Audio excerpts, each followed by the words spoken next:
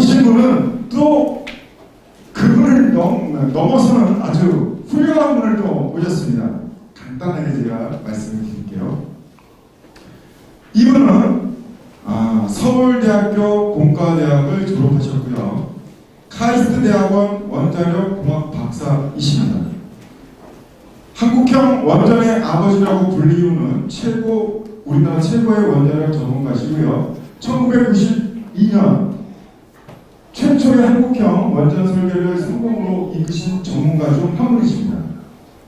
한국원자력연구원에서 원전사업본부장과 대북원전지원팀장을 역임하셨으며 국내 원전 개발에 지대한 공을 세우신 분입니다. 또한 지금 문재인 정권의 탈원전 정책에 반대해서 원전 수출 국민 운동을 시작하고 계신 분이십니다. 여러분, 이병영 박사님을 소개합니다. 뜨거운 박수 부탁드리겠습니다.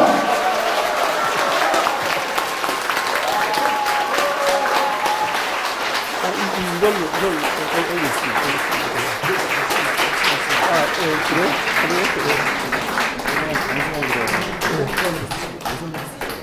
이걸로 하는 게 좋은데. 왜? 유선이랑 같이 쓰시면 예.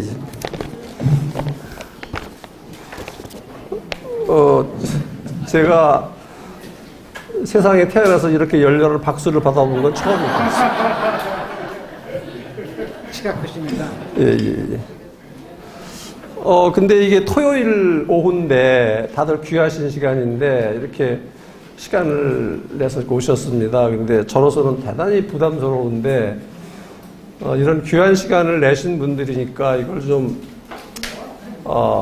재미있게 해드리던가 유익하게 해드리던가 뭔가 하여간 시간 낭비가 되지 않게 해드려야 되는데 제가 그렇게 할 수가 있을지 대단히 걱정입니다. 제가 처음에 우리 점순태 그 변호사님한테 제목을 드릴 때는 원자력 발전소만 가지고 말씀을 드리려고 그랬었어요. 근데 가만히 생각해 보니까 요즘 북핵이라는 거 뭐 등등 하여간 그게 전부 다 원자 폭탄 얘기잖아요. 근데 원자력 얘기를 하면서 원자 폭탄 얘기를 빼는 것은 조금 허전하실 것 같아서 제가 이름을 바꿔서 대한민국의 핵 이런 제목으로 나름대로 한번 말씀을 드려보도록 그렇게 하겠습니다. 우리가 원자라고 그러면 굉장히 작은 거잖아요. 굉장히 작잖아요. 우리가 중학교 때부터 다 배워서 이제 아는 건데 얼마나 작으냐 하면 여기 뭐 원자의 직경이 10의 마이너스 10승미터다 그러는데 그건 감이 안 잡히잖아요. 뭐 이렇게 말씀드리면 적절할 것 같아요. 그 지구 속에 이 지구가 있잖아요. 지구 속에 탁구공을 집어 넣으면 그게 어깨, 조개, 조다면은 해입니다. 해. 그 다음에 이제 자라고 그러는데 그런 단위로 들어가는데 1자개가 들어간다고 그래요. 근데 탁구공 안에다가 원자를 집어넣으면 그게 1자개입니다. 그러니까 지구에 전체에 들어가는 탁구공 수만큼 원자가 탁구공 안에 들어가요. 대단히 조그맣잖아요, 그죠? 근데 뭐 쥐가 조그맣고 크고 한 것에 우리가 관심을 갖는 것이 아니라 이 원자라는 이 조그만 데서 지구를 파괴할 수 있는 세상에 둘도 없는 그런 에너지가 나온다는 거죠. 그 보면은 참 그 원자력을 공부한 저지만 이게 뭐 세상에 이런 정말 참 말이 안 되잖아요. 그렇게 조그만 거에서 지구를 극과 극은 통한다 뭐 그런 얘기도 할 수 있고 그런데 하여간 그렇게 조그만 원자력이 엄청난 힘을 발휘하고 있고 이게 우리 세계 이 지구의 정치 지형, 경제 지형 그런 것들 다 바꾸는 그런 막강한 힘을 가지고 있다는 것에 대해서 놀라지 않을 수 없다 이런 말씀을 일단 드리고요. 이것도 뭐 말씀드리면 다 이렇게 아실 텐데, 그럼 왜 열이 나오느냐 하면, 뭐 하여간 그 안에 그 원자 핵이라는 게 있고 중성자가 있고 그렇대요. 근데 그 중성자로 원자 핵을 딱 때리면 원자 핵에 들어있는 중성자가 튀어나온대요. 2개, 3개. 그러면서 이제 아인슈타인이, 그 질량 결손이다. 질량이 줄다는 얘기입니다. 질량이 줄어서 그 줄은 양만큼 그게 열로 나온다는 거거든요.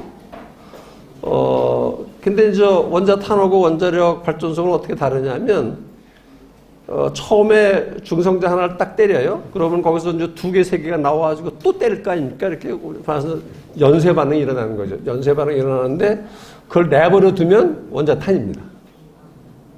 내버려 두면. 근데 원자력 발전소는, 야, 이거 너 너무 빨리 그렇게 막 분열을 일으켜서 열을 내면 안 되니까 그걸 좀 컨트롤을 하는 거예요. 조금씩만 나오게. 그렇게 한 것이 이게 원자력 발전소입니다.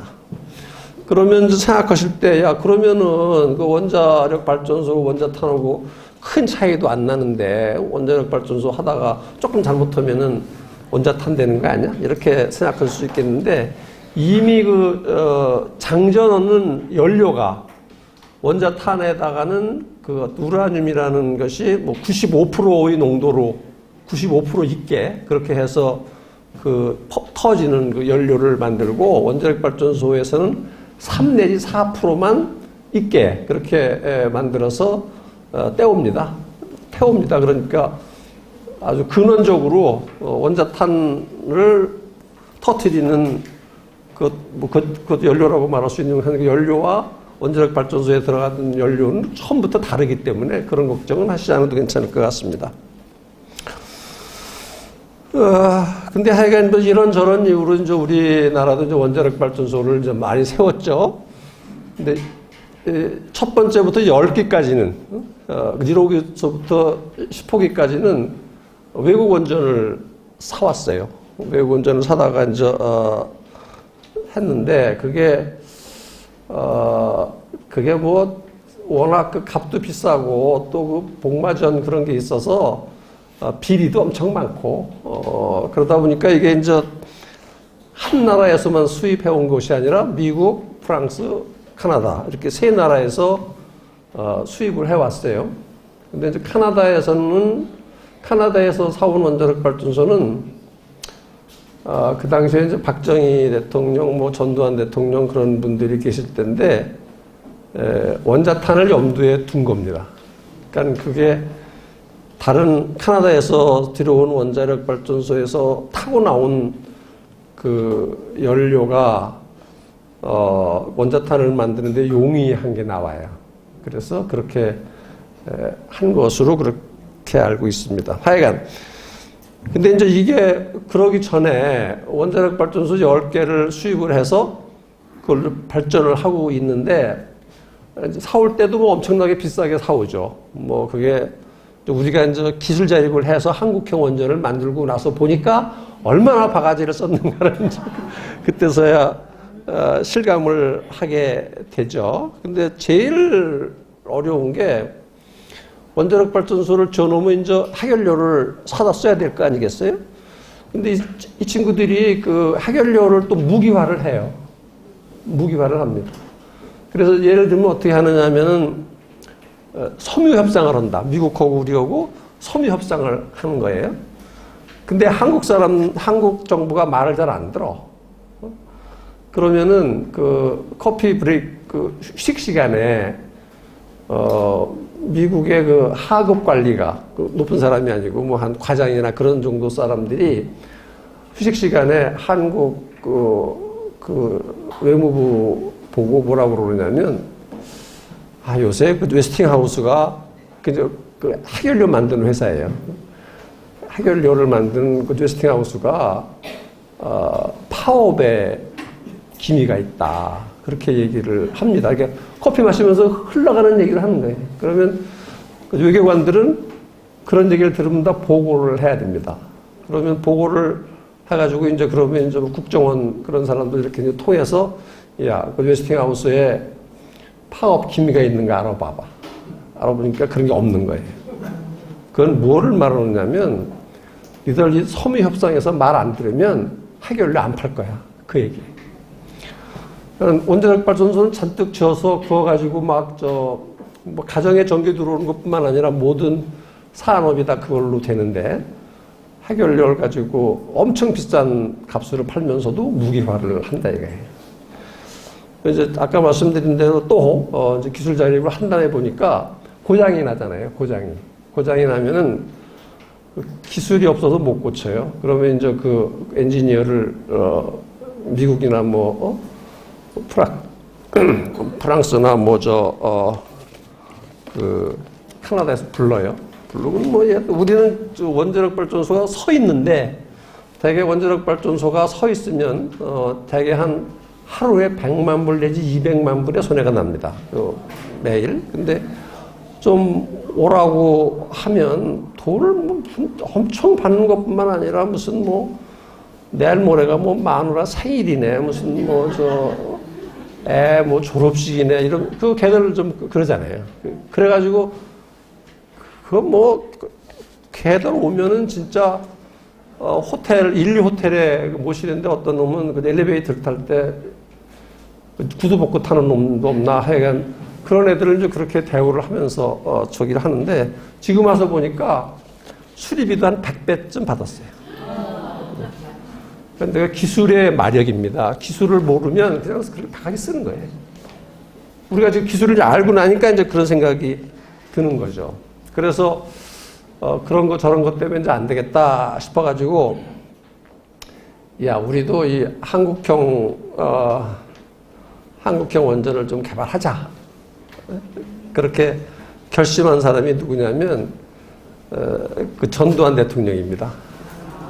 제가 요즘 어디 가서 전두환 대통령 칭찬했다가는 본전 못 찾거든요. 근데 사실이니까. 근데 이게 전두환 대통령이 이제 사실상 독재했잖아요. 그 독재 가지고 만들어 그랬단 말이에요. 근데 정부 부서하고 제가 다니던 원자력 연구소한테 만들어 그랬는데 큰일 났거든요, 이거. 그래가지고 만들 방법을 이렇게 저렇게 강구를 엄청 했어요. 정말 잔뜩 쫄아가지고 이거 누구의 명령입니까? 근데 도저히 못하겠는 거예요. 도저히 안 되겠어요. 이건 너무나도 기술이 점프가 돼 있어가지고 할 수 없어요. 그래서 우리 그 한국원자력연구소에 소장이 있던 한필순 박사님이 가셔서 하여간 죽을 맛을 참고 가서 정말 못하겠습니다. 별짓을 다 해봤는데 못하겠습니다. 그러니까는 이 전 대통령이 그랬다는 거예요. 갑자기 반말 비슷하게 하는 거예요. 갑자기 반말 비슷하게 하면서 한필순 박사 포항제철이 저렇게 모범적으로 잘 되는데 중국이 한참 등소평이가 이렇게 경제 성장을 막 이렇게 하면서 외국 기자들한테 그런 말을 했다고 그러죠. 우리는 제철 회사가 없어서 발전에 한계가 있다. 그러니까 기자들이 한국같이 조그만 나라도 말이야 저렇게 훌륭한 제철 회사를 만들어서 그 해부터 흑자를 내고 그러는데 중국이 왜 못합니까? 돈이 없습니까? 철광석이 없습니까? 땅이 없습니까? 그러니까 등소평이가 뭐라고 했는지 압니까? 라고 전두환이가 한필순 박사한테 잔뜩 쫄아 있는 사람한테 물었어요. 모르겠는데 그러니까 등소평이가 하는 얘기가 우리는 박태준이가 없어서 못합니다. 그랬더라고요. 그러니까 사람이 그렇게 이제 중요하다라는 건데 하여간 거기서 무조건 해라. 그러니까 그 양반으로서 이게 저 군바리가 말이야 독재를 해도 정도껏 해야지 기술이 안 돼서 못하는 것까지 하라고 하네. 이런 어디 가서 그때는 또 말도 잘 못할 때 아닙니까? 그랬는데 하여간 그런 마음을 나중에 세월이 지난 다음에 이제 그런 얘기를 했는데 근데 그때 하지 않았다가는 이제 감옥 갈 거니까. 그래가지고 억지로 했어요. 근데 이 전 대통령이 하여간 제가 여기서 전 대통령 칭찬해도 괜찮아요?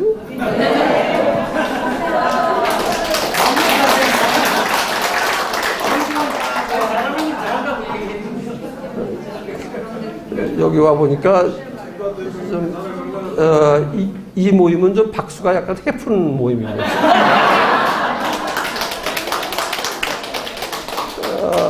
근데 하여간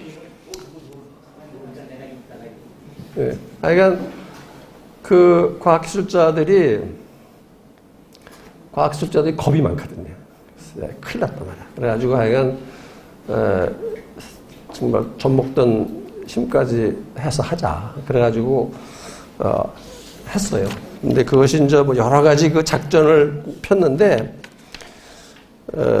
중간 기술 편승작전, 중간 기술 편승작전. 그게 뭐냐면 우리는 워낙 과학기술이 뒤떨어져 있어가지고 처음부터 이렇게 해와가지고는 이 꼭대기에 와 있는 나라를 쫓아갈 수가 없어요.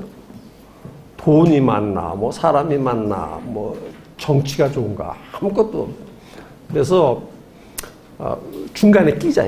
이렇게 돼 있는 중간에 끼고 요 밑에 것은 사오든지 뭐 훔쳐오든지. 그때는 우리들은 많이 훔쳐왔어요.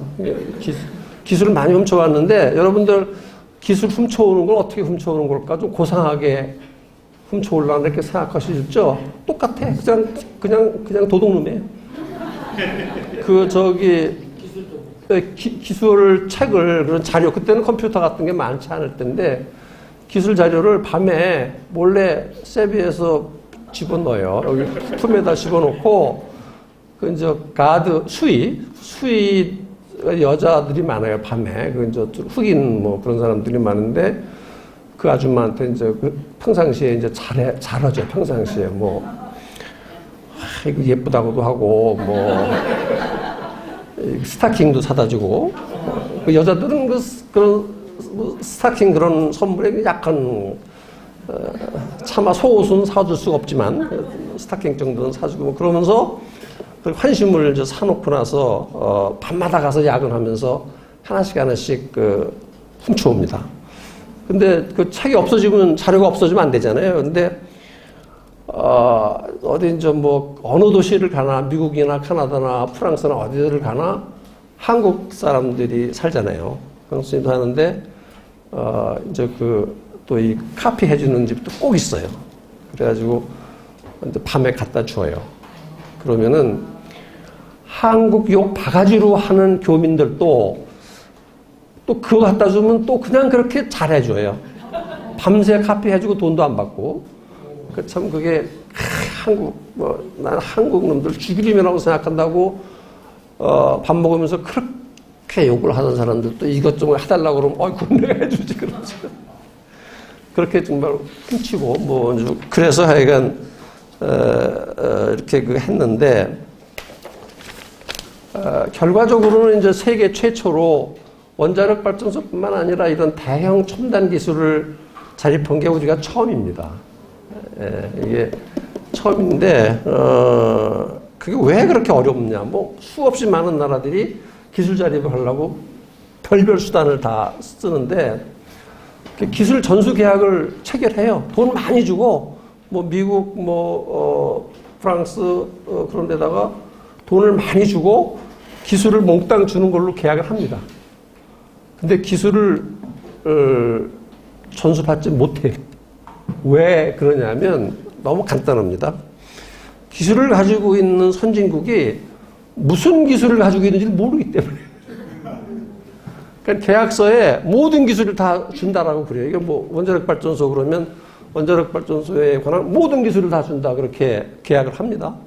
근데 모든 기술이 무엇인지를 우리가 모르는 거예요. 그러니까 결국 그 사람들이 주는 것만 가지고 오게 되는 거예요. 그러니까 돈만 많이 주고 그 혈세, 그 가난한 나라의 국민들이 낸 혈세를 가지고 결국은 불완전한 기술을 가져오니까 불완전한 기술을 가져온 결과는 뭡니까? 써먹지를 못하는 거예요. 기술을 가져왔다고 책은 쌓아놓고 언론 플레이를 해가지고 뭐 허야 아무개 박사 팀에서 뭐 기술 자립했다, 뭐 기술 자립한지 누가 뭐 뭐 언론이 뭐 검증합니까? 했다라고 이제 언론에 몇 번 나서 이제 기분 좋고 그리고 나서 이제 써먹지 못하는 거예요. 근데 이게 참 뭐 여기 뭐 종교적인 거와 상관없이 좀 하나님이 보호하셔서 우리가 뭐 여러 가지 방법을 써서 그 기술을 몽땅 가져오는데 성공을 했었습니다. 그래서 이제 결국은 아까도 말씀드린 바와 같이 기술을 가지고 와서 그 뭐해요? 기술 가지고 왔다고 과학기술자들이 언론 플레이하고 그러는 거 한 해에 수백 건입니다. 근데 그거 뭐 나 좀 지나가면 어디 갔는지 기술 자립의 백미는 기술 자립을 진짜 했다고 그러려면 그걸 상업화해야 됩니다. 상업화해야 됩니다. 그러니까 원자력 발전소 기술했다 그러면 저 봐라 이거야. 휴대폰 만드는 기술을 자립했다 그러면 만들라 이거야. 그냥 팔아보라 이거야. 그렇기 전에는 기술 자립이라는 것은 대단히 허구일 수 있다. 이제 그런 생각이 들죠. 근데 그래서 이제 결국은 우리는 그 기술을 가지고 와가지고 울진 3, 4호기라는 그러니까 울진에 있는 세 번째, 네 번째 원자력 발전소를 우리가 완전히 독자로 설계해서 준공을 시켰죠. 그래서 그게 지금 3호기가 98년도, 1998년도에 준공됐고 4호기가 1999년도에 준공이 돼서 20년간 운전을 하고 있습니다. 근데 그게 사고 한 번 물론 없이 가동률 93% 세계 최고. 참 보면은 우리나라 사람들이 약간 이상한 사람들 같아요. 그렇게 엉성하고 그런데 제가 이제 그 설계 개발 책임자를 했는데 뭐 한 500명, 600명, 700명의 이제 박사급 연구원들하고 같이 그걸 개발을 했는데 왜 그렇게 잘 만들었는지 저도 잘 모르겠어요. 제가 확실하게 눈에 띄는 것은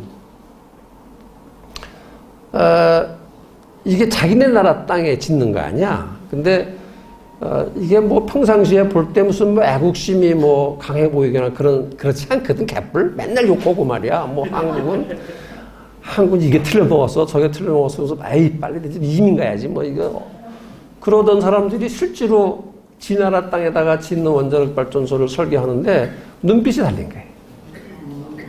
그게 참 그런 책임자로서 볼 때는 이렇게 좀 가슴이 뭉클하는 그런 감명을 받게 되고, 그러니까 제가 생각할 때 분석을 왜 이렇게 잘 지었는지 분석을 못 하겠어요.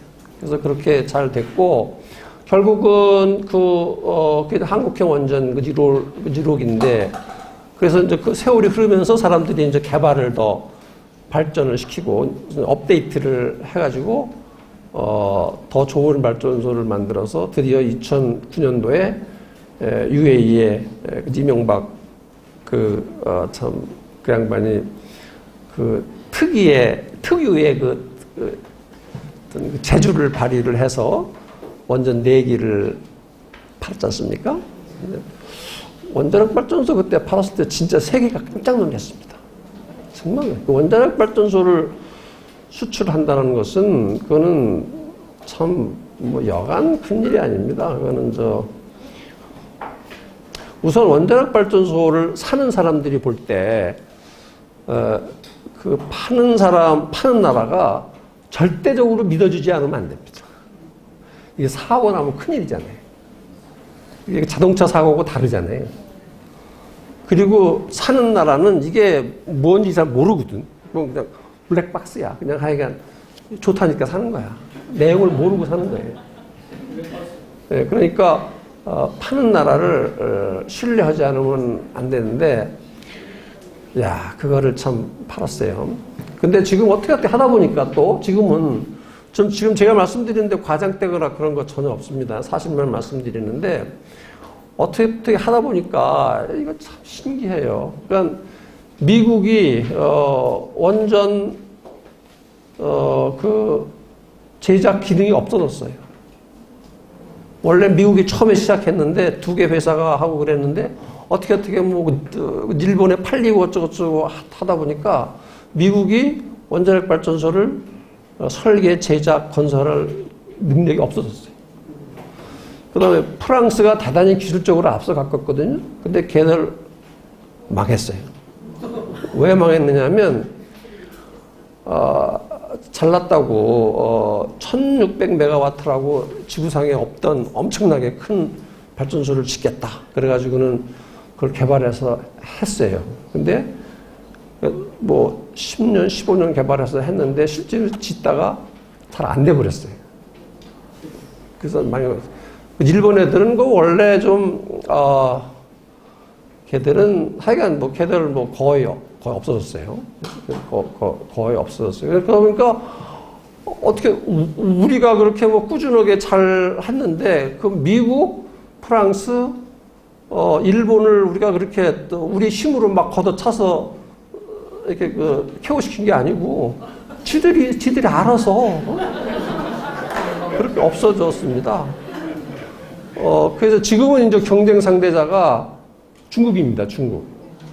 예, 중국인데, 요번에 영국에서 이제 우리 원전 4기 사겠다고, 이렇게 했잖아요. 경쟁했던 게 중국입니다. 중국. 근데 영국이 우리 원전을 사겠다고 할 때, 이제 문재인 정부 들어와서예요. 근데 이제 이제 영국서 이제 한국하고 중국이 서로 우리 원전이 더 좋아. 우리 원전이 더 좋아. 우리 원전이 더 안전해. 그러면서 이제 막 PR을 했을 거 아닙니까? 그러니까 중국 사람들이 뭐라 그러는 거니? 한국 원전은 한국에서는 불안전하고 영국만 오면 안전해지는 거고요. 여기서 탈 원전인가 아니까. 당신네 나라는 원전을 국내에서 안 짓는 이유가 불안전하기 때문에 안 짓는 거 아닙니까? 그러면 자기네 나라에서는 불안전해서 안 짓는 원전을 영국에다 팔라고 그래요? 뭐라 그럽니까? 그런 역경을 뚫고 영국이 우리 원전을 사기로 결정했어요. 근데 중국이 대단히 쇼크를 먹었어요. 왜 쇼크를 먹었느냐면 중국 원전을 팔기 위해서 그 영국 전력회사에다가 대단한 투자를 했어요. 그래서 전력회사의 상당 지분이 중국 거예요. 근데 그 전력회사가 중국 거를 안 사고 한국 거를 산 거예요. 국내에서는 탈원전 하는 나라의 원전을 산 거예요. 그게 뭐겠느냐. 그게 그만큼 품질이, 영국 사람들은 만만한 사람들이 아니에요. UAE하고는 달라요. 아무리 봐도 중국 거 가지고는 안 되겠다 싶으니까 한국 거를 산 겁니다. 저는 과학기술을 한 사람으로서 제가 눈물을 펑펑 흘리지는 않았고 가슴이 뭉클하고 제가 조금 잘 울기는 해요. 근데 하여간 그런데도 하여간 좀 가슴이 상당히 오랜 시간 뭉클하고 이렇게 행복했습니다. 그 이유는 뭐냐면 영국이라는 데가 산업혁명한 나라 아니에요. 영국이 산업혁명할 때 우리 상태는 어땠냐? 상상할 수 없는 그런 나라였는데 이게 지금 영국한테 우리가 원전을 팔았어? 그러니까 이제 저는 하여간 그런 실무 책임자를 책임을 맡았던 사람으로서 그렇지 않겠어요? 감회가. 예, 감회가.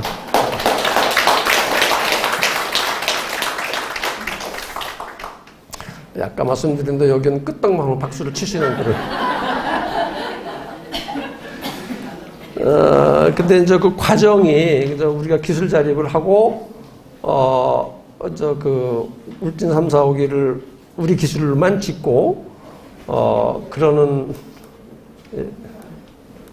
앉으십시오. 앉으십시오. 제가 이렇게 유튜브를 통해서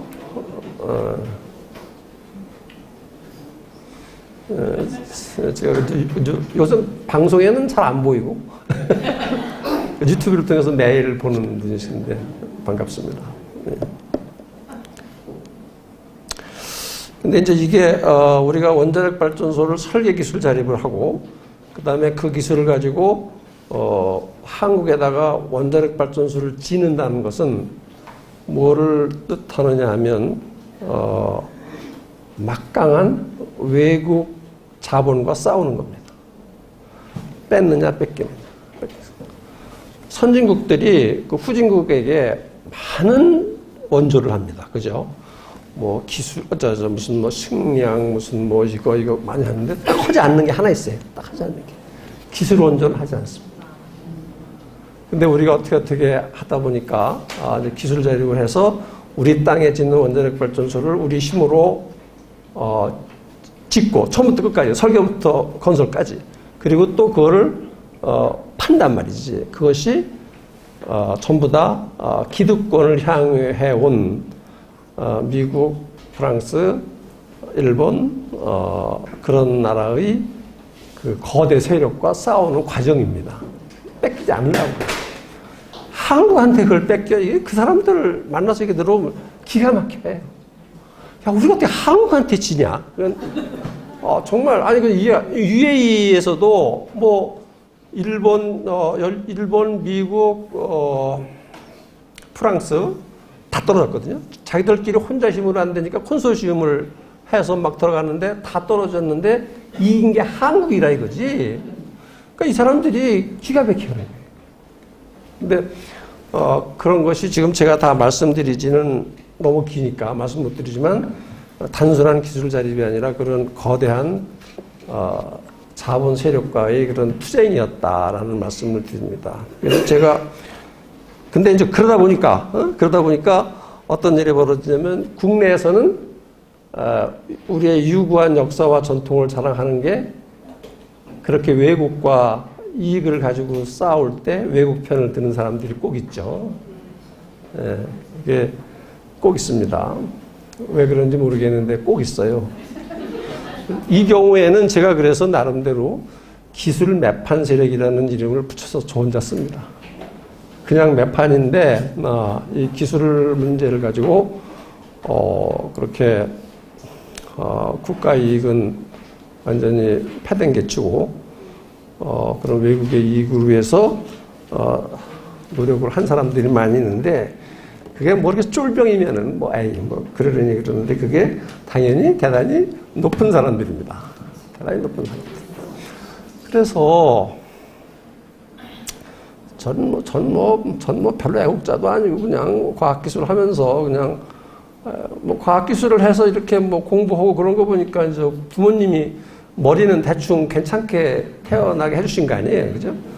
그러니까 그 머리 가지고 그냥 이렇게 이제 하고 그러는데 이건 너무한 거예요. 너무한 거예요. 그러니까 어느 정도 뭐 제 나이 또래 되는 그런 사람들은 이제 그때 비리니 부정이니 그런 거에 대해서 어느 정도 만성이 돼 있는 사람 다 세상 다 그런 거 아니야? 아니 뭘 그거 가지고 뭘 그래? 그러는 쪽으로 많이 가치관이 둔화되고 그런 사람들인데 못 견디겠어요 제가.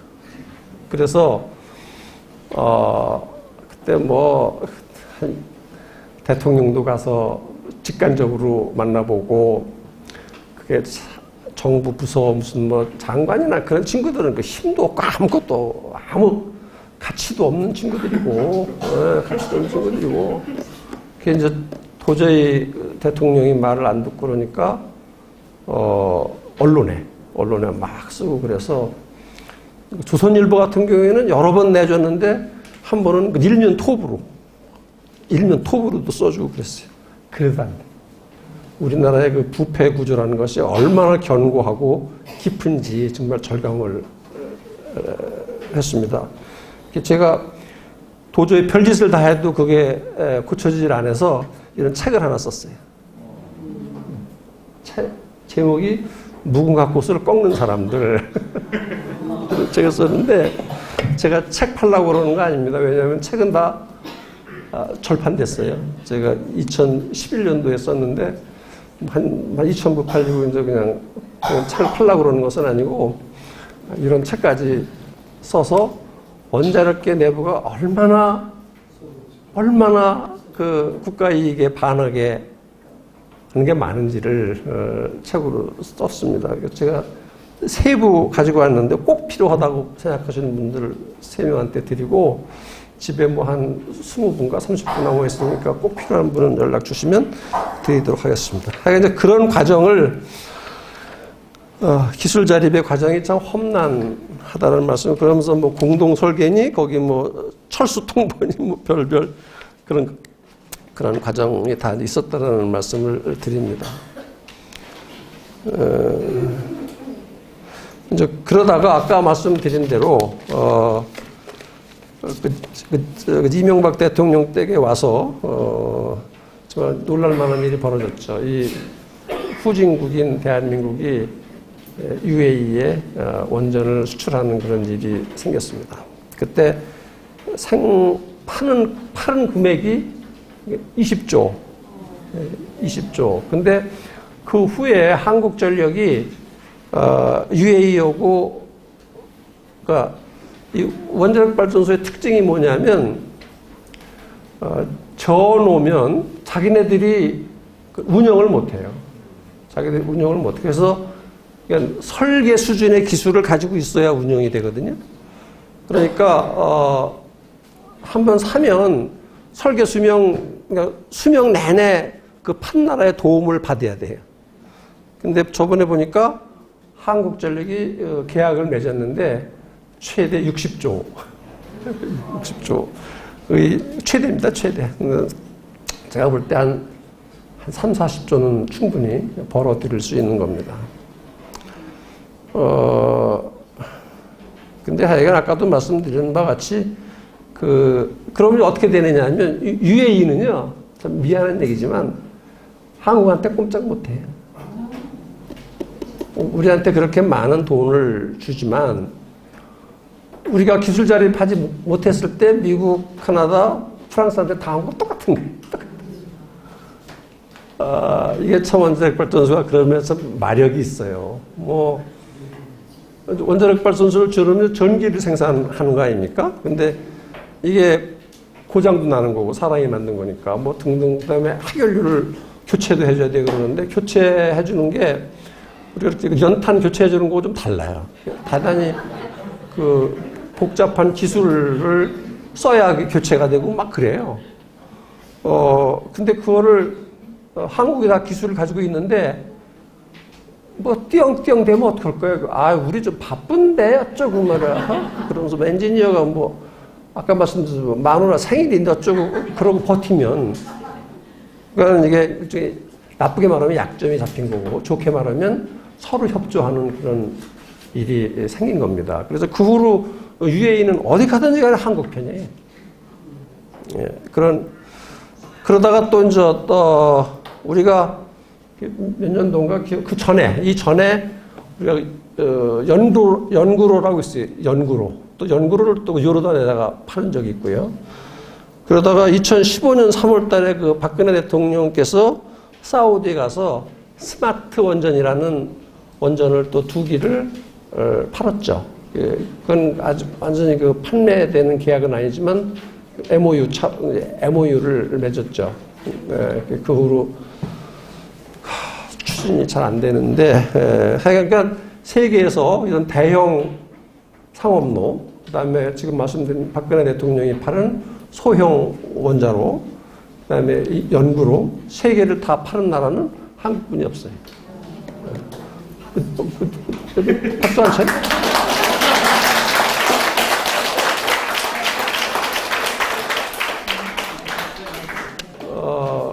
그래서 저는 뭐 하여간 그 분야에서 이제 계속 근무를 했는데, 뭐 제가 잘했다, 무슨 우리 엔지니어를 잘했다, 그런 생각이 안 들어요. 그런 생각이 정말 안 듭니다. 뭐 제가 대단한 신심이 있는 교인도 아니지만 아무리 생각해도 이거는 뭔가 좀 안 보이는 어디서 도와주시는 거다, 그런 생각이 듭니다. 지금 뭐 하여간 여기 우리 중앙일보 전영기 논설위원 와 계신데 하여간 사우디에도 큰 원전 몇 개 팔 것 같고 근데 이게 한번 팔아놓으면 그냥 딱 돈이 들어오는 것으로 끝나지 않고 아까 UAE 뭐냐 한국전력이 뭐 최대 그 60조 뭐냐 계속 이렇게 돈을 벌려드려요. 그게 좀 매력인 것 같아요. 그냥 한꺼번에 들어오는 돈도 좋지만 계속 들어오는 게 굉장히 기분 좋잖아요. 그죠? 그렇다는 말씀을 드리고, 그래서 하여간 뭐 이걸 좋게 말하는 사람들은 반도체 이후에 원자력 발전소가 우리의 먹거리가 될 거다 이런 얘기를 하는 사람들도 있죠. 그래서 이런 식으로 UAE 원전 4개 팔고 그다음에 영국에 4개 영국에다 원전 팔았어요 우리가 영국에다가 원전 팔고 만일에 영국이나 그런 나라에 우리가 원전 팔잖아요. 그러면 원자력과 아무 상관없는 여러분들이 영국 가서 호텔 커피숍에 가면 대우가 달라져요. UAE 애들이 뻣뻣해요. 그 사람들 뭐 이거 쓰고 말이야 뭐 자존심도 대단하고 그런 사람들인데 우리한테 원전 사고 나서 태도가 많이 바뀌었어요. 사람이 그렇게 돼요. 이제 제가 이 책에서 대단히 강조해서 얘기한 것이 뭐냐면 원전이 중국이 우리 원전을 살라고 했었어요. 중국이 우리 원전을 살라고 그랬었어요. 근데 저는 대단히 흥분했습니다. 왜 그러냐면 다른 나라하고 달라요. 우리가 미국이나 영국 뭐 그런 선진국한테 원전 파는 거하고 중국 파는 거하고 다릅니다. 왜 그러냐면 뭐 간단하게 예를 들어봅시다. 만일에 우리가 중국에 원전 파는 거를 성공했다 그러면 중국이 사드 보복할 수 있었겠어요? 예를 들면 그런 거예요. 어림도 없어요. 롯데 그렇게 관리할 수 있었겠어요? 못한단 말이지. 그러니까 이제 그런 관계가 형성되는 거예요. 근데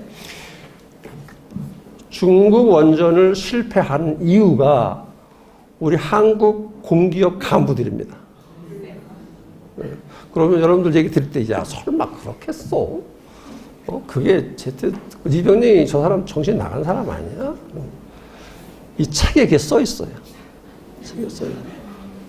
만일에 이게 거짓말도 2011년도에 이 책을 내가 썼는데, 그게 거짓말이면 제가 이렇게 건재하고 있을 수 있겠어요? 어떤 세력을 건드린 건데.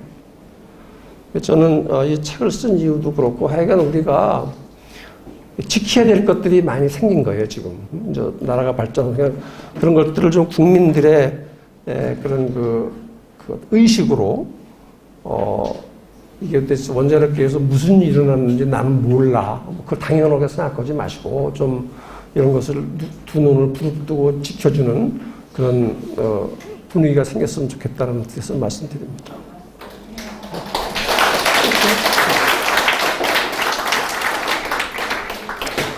그 다음에 이제 원폭에 대해서 조금 말씀을 드릴게요.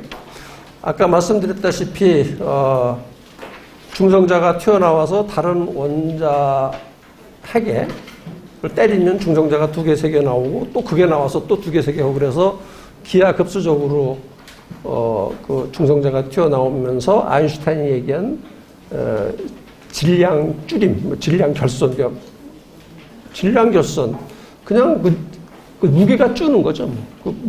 무게가 줄는 거예요. 줄은 만큼 에너지로 돼서 이제 근데 그걸 내버려 두면 이제 원자 폭탄이 된다는 거 아닙니까? 근데 뭐 우리가 원자 폭탄이 얼마나 힘이 센 건가를 뭐 구태여 설명할 것도 없고 45년 8월 6일과 8월 9일에 이제 히로시마하고 나가사키에 이제 그 미국 사람들이 또 과감하게 원자탄을 터뜨리지 않았겠어요?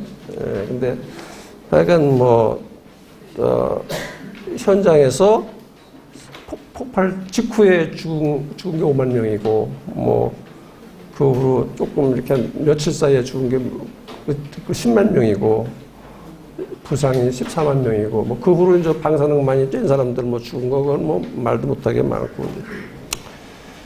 그 당시에, 독일이, 니테리는 1943년도에 항복을 했어요. 근데 독일은 버텨가지고 1945년 5월 달에 항복을 했거든요. 일본은 않는 거예요. 일본 원래 독거잖아요. 안고 있다가 이제 8월 달 돼서 독일이 항복한 지 3개월이 지났을 때까지 안고 있다가 8월 6일에 히로시마에서 터지고 8월 9일에 그러니까 미국은 그랬대요. 8월 6일 날 히로시마에 딱 터뜨리면 이게 뭐야? 그러면서 다음 날 항복할지 알았대요. 근데 않는 거야. 그리고 들어오는 정보가 이게 뭐냐 이거 별거 아니다. 이거 뭐 결사항전하자 이렇게 나왔다는 거예요. 근데 8월 9일 날 또 터뜨렸어요. 나가사키. 그랬더니 이제 이거 안 되겠다 그래가지고 8월 10일 날 그 다음 날 이제 항복 선언을 하죠. 그런 일이 벌어지게 이제 세계 역사상 최초의 그리고 지금까지 이제 마지막으로 원자 폭탄이 이제 터진 겁니다. 근데 우리들 분석으로는 그 원자 폭탄이 한 2%쯤 터진 거예요. 거기 실제로 그 터질 수 있는 그 원자 핵이 한 2%만 터진 거예요. 이것은 아주 옛날 거 아닙니까? 처음에 만들어낸 거. 이건 뭐 지금 뭐 미국이나 뭐 그런 나라들이 만들어내는 폭탄, 그다음에 북한 김정은이가 최근 만든 폭탄에 비하면 세 발의 피죠. 세 발의 피. 그래서 저는 한번 방송국하고 이렇게 전화로 인터뷰를 하는데 MC가 북한에서 만든 핵폭탄이 서울에 터지면 어떻게 됩니까? 그러고 묻는 거예요. 근데 제가 거기다가 답변을 하지 못하겠다. 좀 질문이 좀 그렇네요. 질문이 좀 그렇네요. 그 답변이 안 나가요. 그게 어떻게 그런 일을 상상할 수가 있어요. 그래서 우리가 이제 그러니까 말하기도 싫고 할 수도 없는 건데, 그래서 우리가 밸런스 오브 테러. 이게 뭐 우리나라 말로는 공포의 균형. 그 얘기는 뭐냐면 서로 쪼니까 그냥 서로 안 써먹는 거야. 저게 얼마나 센지 아니까 그냥 서로 안 건드리는 거예요. 그 다음에 또 뭐 수정공 효과, 말도 잘 만들어. 수정공 효과, 뭐 크리스탈 볼 이펙트. 이게 뭐냐면 아무것도 빤히 보인다는 얘기예요. 빤히 다 보인다. 그러니까 이게 그렇게 엄청나다 보니까 원자탄을 갖는 이유가 정치 체제의 유지, 정권 유지 목적으로 하는 거 아닙니까? 김정은이가 아주 전형적인 좀 친구죠. 그러니까 이제 그런 겁니다. 근데 제가 좀 관심을 갖는 것은 뭐냐면 우리 주변국들의 핵무기 보유 현황을 한번 다 알고 계시는 거지만 한번 정리를 해봤습니다. 러시아가 1949년도에 개발해서 가지고 있죠. 다 알고 있죠. 그 다음에 중국이 1968년도에 개발해서 가지고 있습니다. 그 다음에 북한 물론 가지고 있고요. 그죠? 일본은, 여러분들 일본은 핵무기 안 가지고 있는 걸로 생각들 하시죠? 그 이제 그 내용을 잘 모르셔서 그런 겁니다. 가지고 있다고. 그러니까 뭐냐면 원자탄이라는 물건은 없어. 그건 없는데 플루토늄부터 시작해서 무슨 하여간 그 부품, 그 공장 뭐 이런 거 100% 다 준비돼 있어요. 그래서 우리 이 원자력쟁이들끼리 만나서 얘기를 할 때 일본 정부에서 일본 원자력계한테 원자탄 만들어라고 명령을 하면 얼마나 걸릴까? 얼마나 걸릴까? 사실은 뭐 저도 잘 모르겠어요. 근데 하여간 이 정황을 보면 최대 3개월입니다. 뭐 어떤 사람은 뭐 일주일이라고 말하는 사람인데 잘 모르겠어요. 하여간 가지고 있는 거랑 똑같아요. 자, 그러면 일본, 중국 여러분들 어떻게 생각하세요? 저는 우리나라 역사가 찬란한 문화를 꽃피운 백이민족이라고 생각들 하고 계세요? 저는 그렇게 생각하지 않습니다.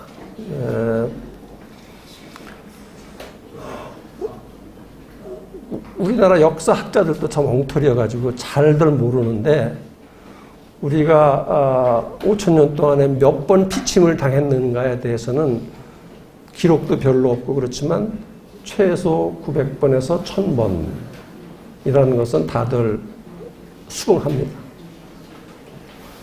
침략해 본 적이 있느냐? 그건 없어요. 저는 결혼해서 뭐 딸도 키우고 뭐 이렇게 참 뭐 아내도 있고 뭐 그러는 상황에서 공녀라는 말을 듣는 게 그렇게 모욕스러울 수가 없습니다. 국민들은 굶어 죽는데 쌀과 뭐 그런 걸 강제로 뺏어다가 중국 놈들한테 갖다 바치지 않았습니까? 근데 그것도 이제 모자라서 공물이 아니라 공여를 바쳤어요. 이런 모욕을 당하고도 잘 먹고 잘 사는 게 그 대한민국 사람들이야. 그거 뭐 다 지나간 거 아니야?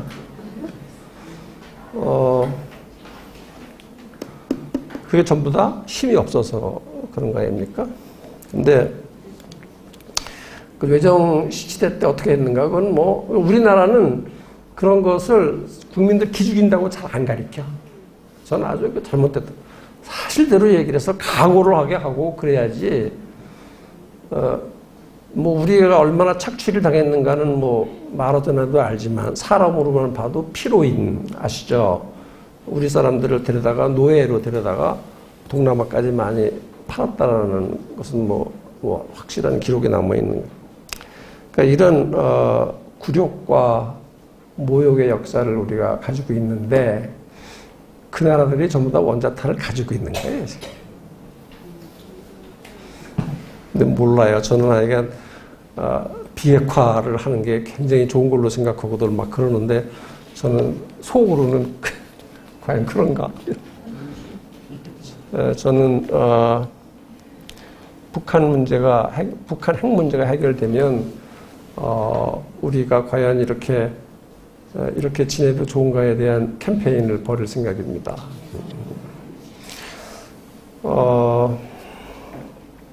저는 이제 그 말씀은 뭐 그런 얘기인데 그렇게 모욕적인 역사를 수천 년 동안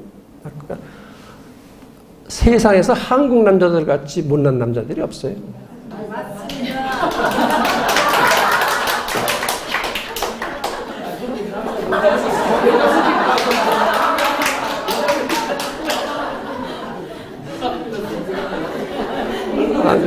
아니, 그러니까 박수가 나오는 테마가 좀 여러 가지 있는 거예요.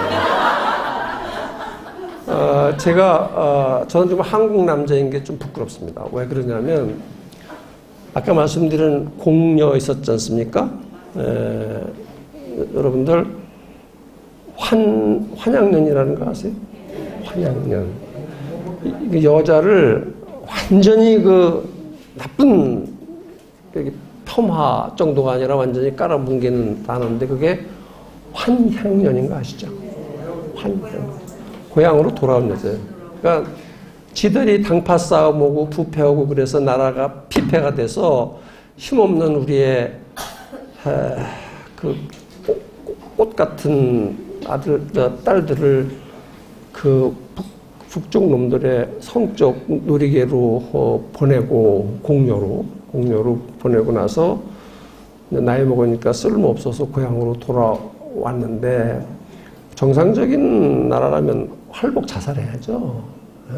할복 자살 한 놈도 없어. 할복 자살 내가 볼 때는 아마 일본이나 그런 서양 그런 나라들 같으면 그 눈뜨고 못 봤을 겁니다. 근데 할복자살을 한 놈은 아무도 없고 그거를 따뜻하게 맞아주지 않았을 뿐만 아니라 환향년이라고 욕을 했다 이게. 그게 한국 남자들이에요. 그게 한국 정치인들이고. 그런 비슷한 시기에 서양에서는 무슨 문화가 생겼느냐면 비슷한 시기에 한번 배사고가 크게 났어요. 크게 났는데 많이 죽었어. 근데 나중에 보니까 남자들만 다 살았어. 여자하고 애들은 다 죽었어. 그래가지고 유럽 대륙에 야 이게 말이 되느냐. 우리가 이렇게 나쁜 놈들이냐. 그래가지고 그때부터 그런 사고가 나면 남자들이 제일 나중에 구조되는 그 정신문화 이런 게 급속도로 생겼어요. 그래서 지금도 우리는 이게 돈을 얼마 뭐 뺏기고 그러는 게 아니라 죽는 애 사느냐 아니야. 그런 마당에서 내가 죽고 애들과 여자들은 살리는 그런 문화가 우리도 지금 가지고 있잖아요. 그죠? 이 한국 남자 놈들이 환양년이라고 그 여자들을 우리 딸들을 그렇게 할 때 서양에는 그런 문화가 생겼어요. 그러니까 제가 한국 남자니까 참 부끄럽지 않을 수가 없어요.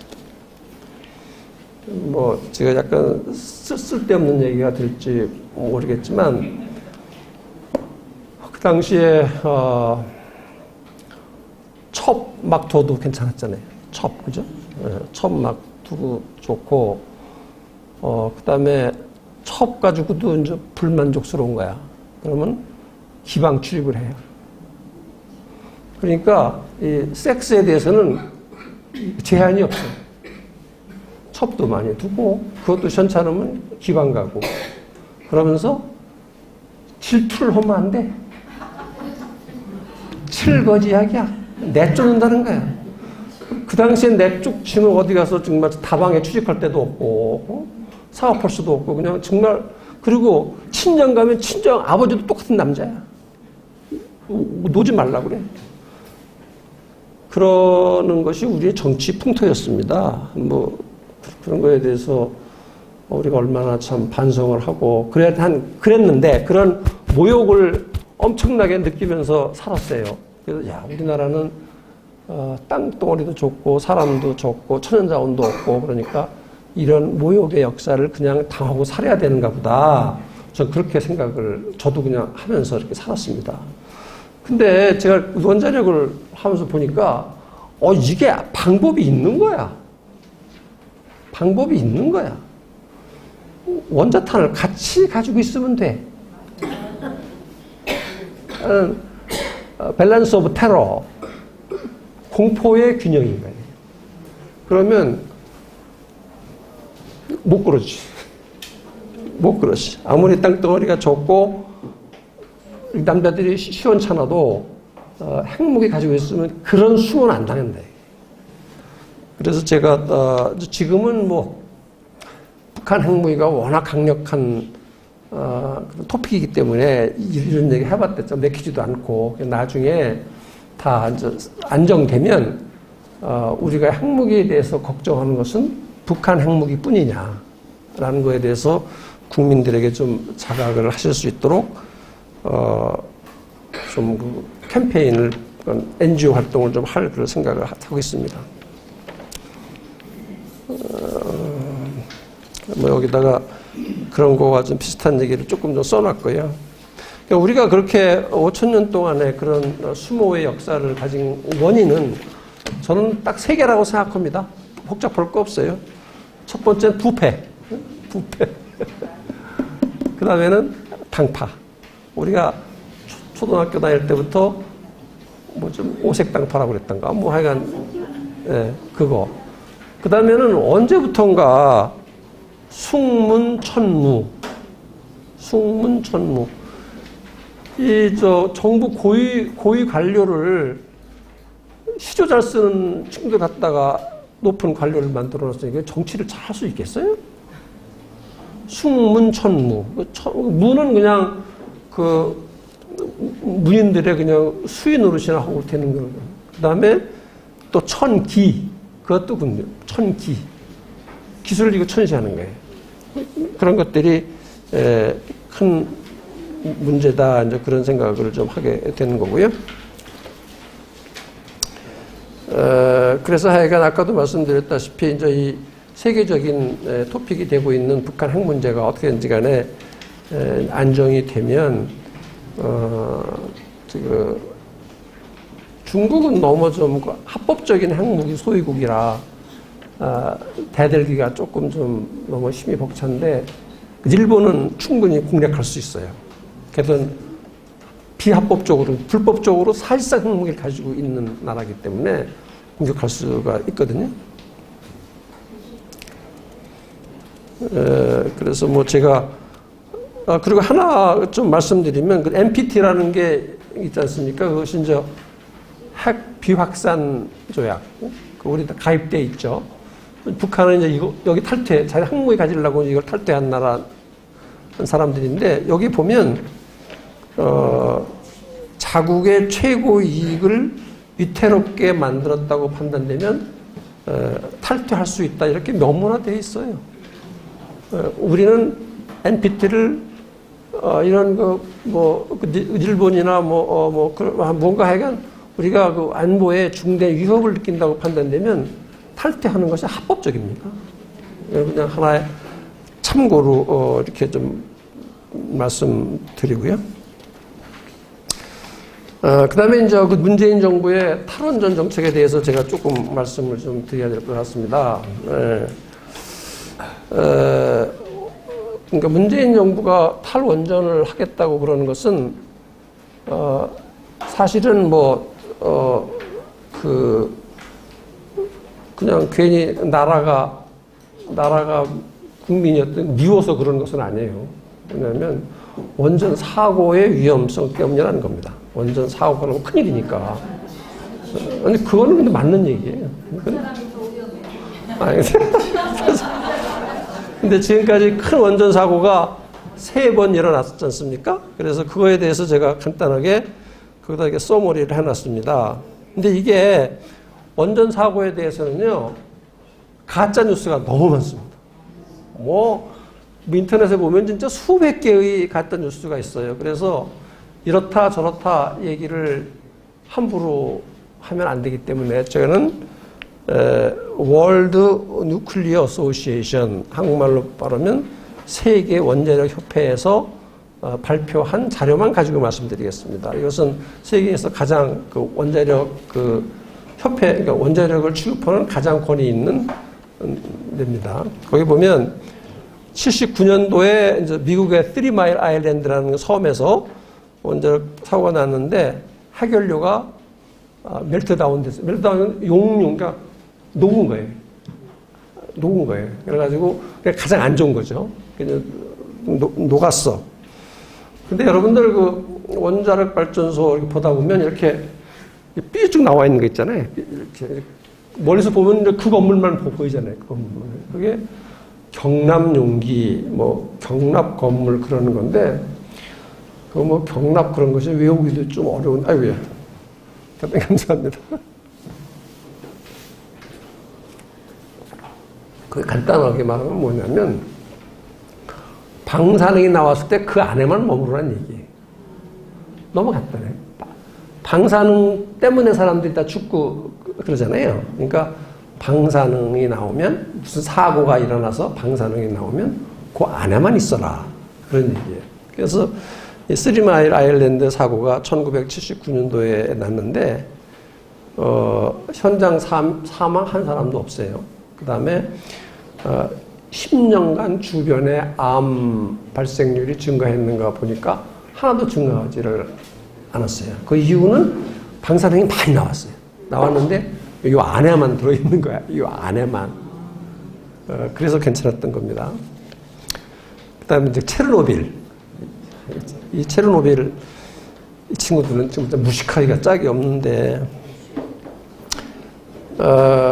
이게 1986년도입니다. 근데 사고가 났어요. 그래서 아까 말씀드린 대로 핵연료가 녹았어요. 멜트다운 됐어요. 근데 이 사람들이 얼마나 무식하냐 하면 아까 말씀드린 그 경납용기가 없어요. 그러니까 이게 정치 체계에 따라서 사람 값이 이렇게 차이가 나나? 그죠? 어떻게 그거 없이 원자력 발전소를 질 생각을 하지? 그러니까 우리는 이제 뭐 서양의 이제 그런 가치관이라든가 그런 걸 따라서 이렇게 이제 형성되어 왔고, 뭐 지금도 그런 편인데, 그러니까 기가 막힌 거예요. 그러니까 사고 나면 원자력 발전소에 있는 소수의 사람이나 일반 국민이나 똑같이 죽으려면 죽고, 다치려면 다치라는 얘기예요. 이거 없어요, 그게.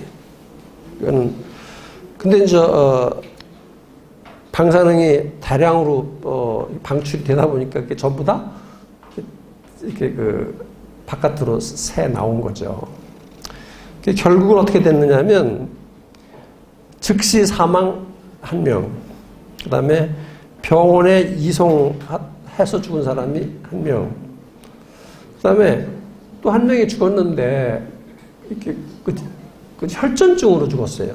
그래서 이건 아직까지도 밝혀내지를 못하고, 혈전증 좀 나이 좀 드신 분들은 피가 좀 텁텁해져가지고 뭐 여러 가지 안 좋은 일이 일어나서 그런 것 아스피린도 좀 드시고 그러잖아요. 혈전증이 일어나면 이 혈관을 꽉 막아버리기 때문에 이제 나이 먹으면 이제 그게 위험하다는 것을 그렇게 하는 건데 혈전증으로 누가 죽었어요 여기서. 이거는 방사능 때문인지 아직도 밝혀내지 못하고 있습니다. 그 다음에 이제 방사능 피폭이 왕창된 사람들이 237명이었습니다. 237명이었는데 샤워를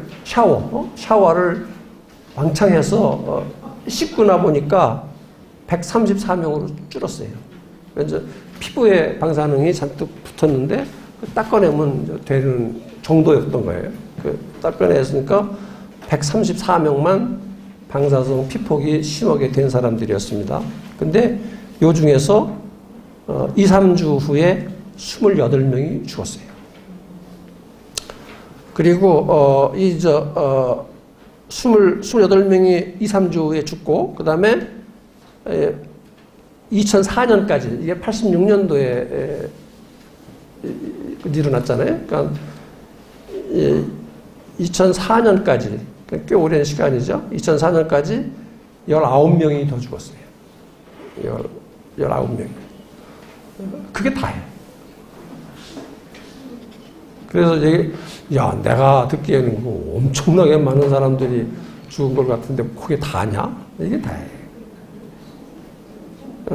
그래서 제가 이제 아까 말씀드린 대로 근거가 뭐냐? 그러니까 월드 누클리어 어소시에이션이라는 세계에서 가장 권위 있는 협회가 조사한 거다라는 걸 말씀드립니다. 그 다음에 후쿠시마.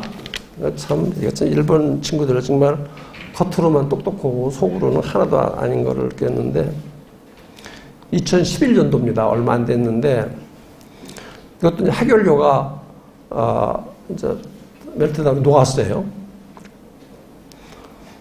그럼 아까 말씀드린 어떤 경남 용기 그거는 아주 잘 되어 있는 원자력 발전소입니다. 튼튼하게 잘 되어 있는데 이게 폭발했어요. 그리고 없어진 거예요. 이게 두께가 한 1.5m 됩니다. 그리고 뭐 각종 철판 뭐 잔뜩 집어넣고 이건 지진이 아무리 세게 일어나서 그러니까 영화에서 보면 막 지구가 막 뒤엎여지는 그런 지진 아니면 이건 파괴되질 않아요. 우리가 지진 강도가 이게 쓰는 단위가 지금 우리들이 보통 쓰는 지진 진도 7, 8, 9이라는 것은 실제적으로는 전혀 다른 지금 단위를 쓰고 있는 건데 하여간 그 설명드리면 너무 길고 하여간 제일 센 지진이 10입니다. 10. 우리가 이제 후쿠시마에서 9였는데 10이 측정할 수 있는 가장 센 지진인데 이 컨테인먼트 빌딩 경남 용기는 우리가 쓰고 있는 단어 말고 진짜 쓰는 단어 가속도 별게 다 있는데 그런 걸로 하는데 우리 진도로 따지면 16 돼야 돼, 16. 그런 지진이 일어나야 이 경남 용기가 파괴가 됩니다. 그 지진은. 근데 후쿠시마는 폭발이 됐어요. 근데 지진 때문에 그런 것이 아니라 내부에서 수소가 폭발이 된 거예요. 수소가.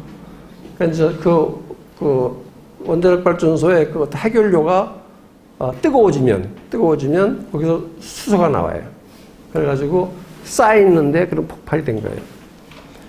그게 폭발이 안 됐으면 역시 미국의 3마일 섬에서 된 거 모양 그 방사능이 그 안에만 갇혀 있기 때문에 그 별거 아니에요.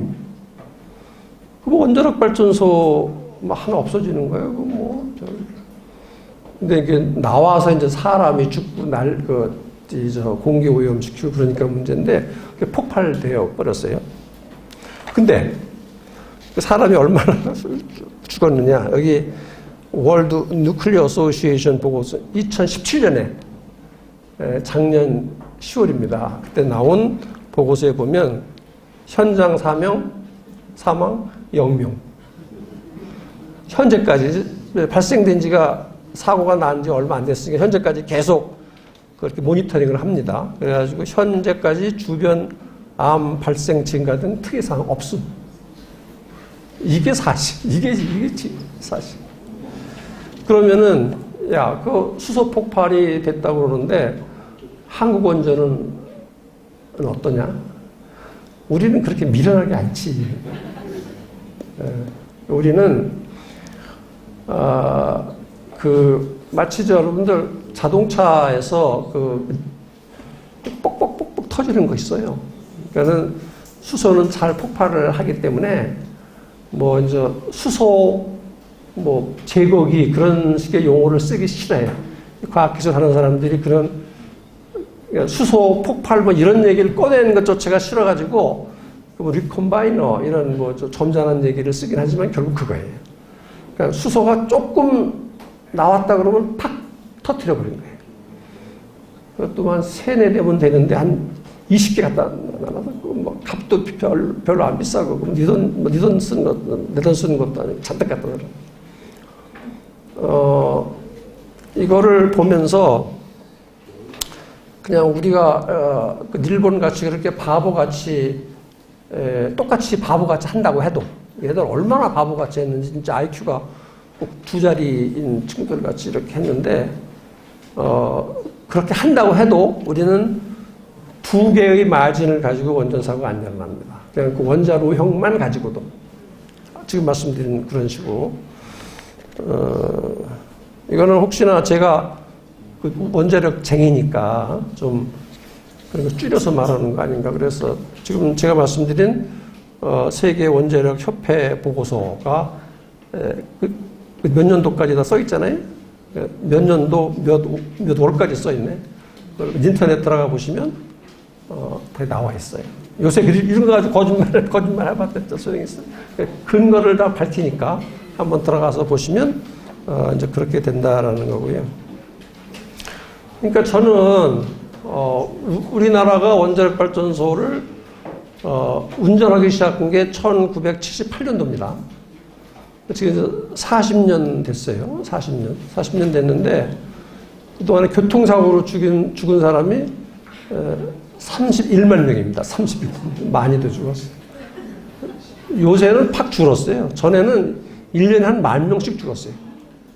전에는. 그러다 자꾸 줄어 요새는 1,000명, 2,000명, 3,000명 그렇게 뿐이 하여간 교통사고로 죽은 게 원전을 운전하기 시작한 40년 동안에 교통사고로 죽은 게 30만 명이 죽었어요. 교통사고 이해가 그렇게 좋은 예는 아닙니다. 근데 매번 자전거 사고로 여러분들 몇 명 죽는지 아세요? 150명이 죽어요. 자전거 사고로. 전기 감전 사고로 죽는 게 한 50명 됩니다. 석기 시대 아니고는 그죠? 이런 것 저런 것 때문에 사람이 죽는 거 어쩔 수 없지 않겠어요? 석기 시대에도 굴르는 돌에 쳐 죽고 동물한테 물려 죽고 그러지 않았겠어요? 그러니까 이게 우리가 문명을 향유하다 보면 어느 정도 희생은 어쩔 수 없는데 이 소련의 체르노빌 발전소 이거는 진짜 너무나도 말이 안 되는 경남 용기가 없는 그런 발전소였기 때문에 논외고 미국의 3마일 아일랜드나 이 일본의 후쿠시마는 사람은 안 죽었는데 그 대신에 공기 오염과 바다 오염이 극심합니다. 사람이 안 죽었으니까 덜 자극적이죠. 그렇지만 굉장히 안 좋은 건데 하여간 아까 말씀드린 대로 수소 폭발이 일어나서 그런 건데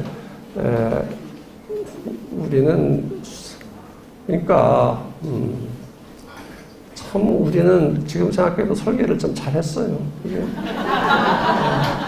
그러니까는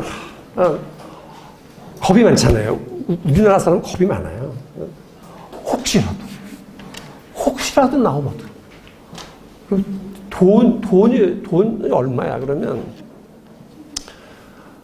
우리는 그러니까 설계를 한 사람 아닙니까? 그러면 그 설계 단계마다 수십 번, 뭐 수백 번 될지도 몰라겠어요. 한 수십 번의 설계 그 단계마다 안전성이냐 경제성이냐를 가지고 계속 결심을 해 나가야 됩니다. 그렇지 않겠어요? 근데 계속 안전성만으로 나가면 원자력 발전소가 그 산같이 커져버려요. 너무 그럴 수도 없어요. 근데 하여간 최선을 다해서 경제보다는 안전을 원하는 쫓는 그런 쪽으로 꼭 설계가 돼 있어요. 그래서 아까 말씀드린 수소 그 점화기도 제거기도 그런 차원에서 우리 원자력 발전소에는 다 주렁주렁 달려 있어요. 뭐 그렇게 크게 그 다음에 저는 이제 그때 문재인 대통령께서 고리 1호기 연구 폐쇄 그 세레모니를 하는데 저는 소파에서 이렇게 졸고 있었던 것 같아요. 아니 근데 의뢰한다고 그랬으니까. 근데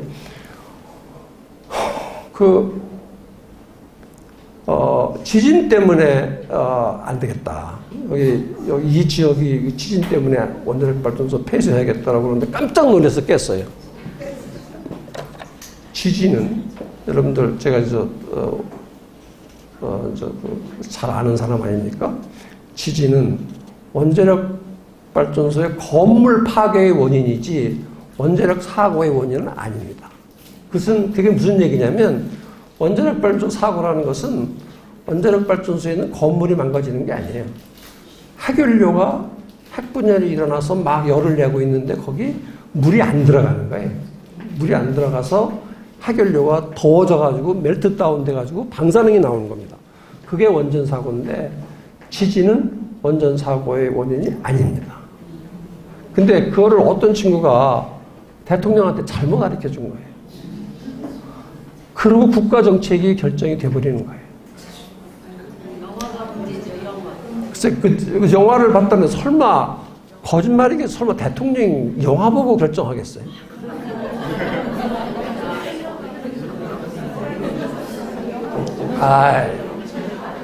문재인 대통령이 설마 그럴 정도로.